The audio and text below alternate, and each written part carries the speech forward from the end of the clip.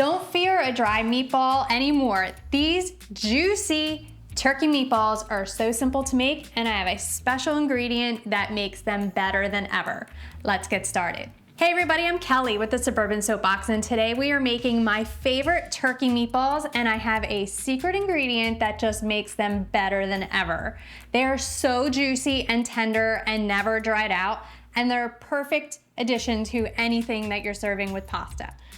So to make your turkey meatballs, you're obviously going to need some ground turkey. I don't really have a preference here, whether it's like 99% lean or 80-20, but turkey's pretty lean anyway, so you wanna make sure that you don't get something that's going to dry out. We have plenty of other ingredients that add some moisture to your turkey meatballs, so if you're going really super lean, just know that it's still gonna be juicy and tender and amazing. We're also gonna have some onions, garlic, Parmesan cheese, panko breadcrumbs, egg, parsley, salt and pepper, nutmeg, Worcestershire sauce, chicken stock, and apple butter. I love adding apple butter to anything that I'm making with ground turkey. It adds a little bit of sweetness, lots of moisture, and keeps them juicy. So don't skip that, try it. I know you're gonna love it. So to start our turkey meatballs, we're going to first puree our onions, garlic, and chicken stock in a blender.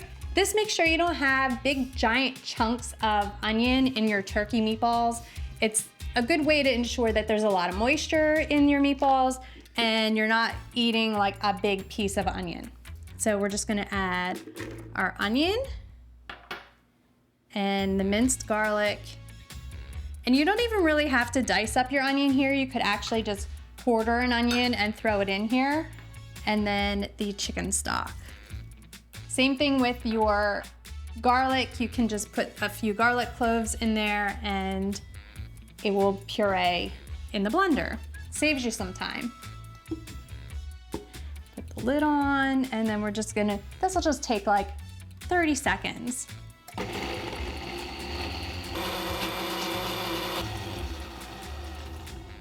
Okay, so that looks pretty well blended. You can leave a little bit of chunkiness in there if you like. I kind of like it a little smoother. Don't stick your nose in there because it's super potent. It could knock you out. And now I can smell it. Now we're just gonna take our ground turkey and we're gonna add this mixture to the turkey. Looks like onion sauce or applesauce. Yummy. And now we're gonna add the cheese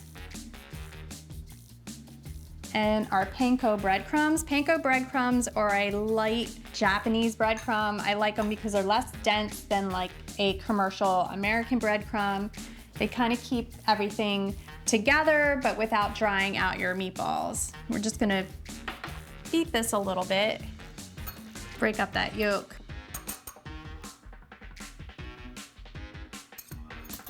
I'm gonna move all this over here.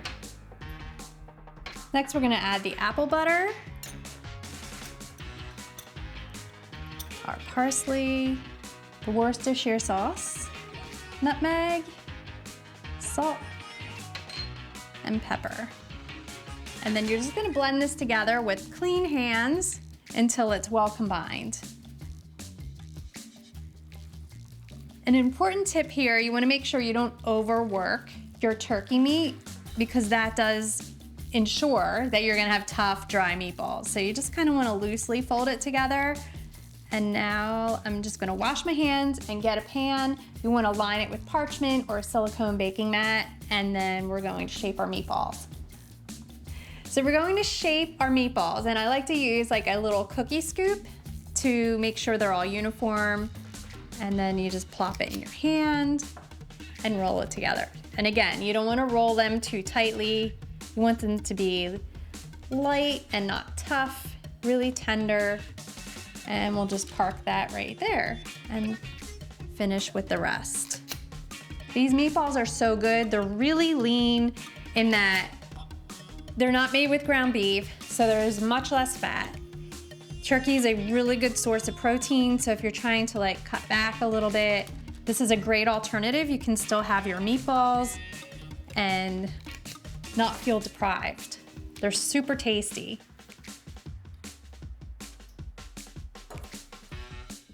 I don't know where I'm sticking this one. That works. All right, our meatballs are now rolled. We're just gonna pop them in a 425-degree oven for about 25 to 30 minutes until they're cooked and golden brown on top.